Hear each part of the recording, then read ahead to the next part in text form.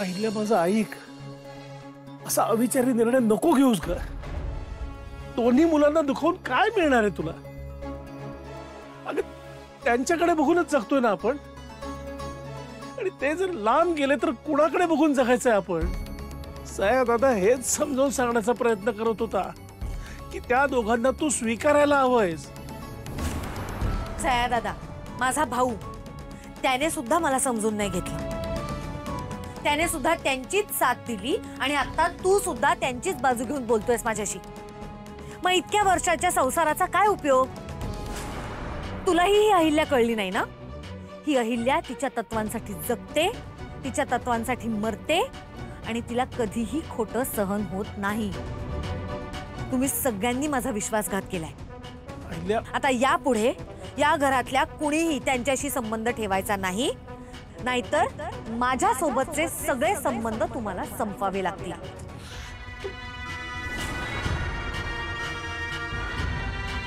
मालक तुम्ही पाहिजे या घराला थांबा. होय मालक, आमचं घर मोकळं आहे, आमच्या घरी चला. मी तुम्हा सगळ्यांच्या भावना समजू शकतो, पण प्लीज तुम्ही आम्हाला पण समजून घ्या.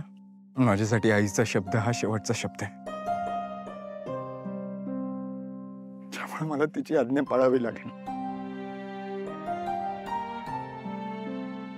आणि तुम्ही काळजी करू नका, सगळं व्यवस्थित करणार. तुमचं प्रेम असंच राहू द्या. तुमचे आशीर्वाद आमच्या संसाराला मिळू द्या. आम्ही लवकर परत येऊ. ठीक आहे, काळजी घ्या. हा, सगळ्यांनी आपली काळजी घ्या. चल चल. दादा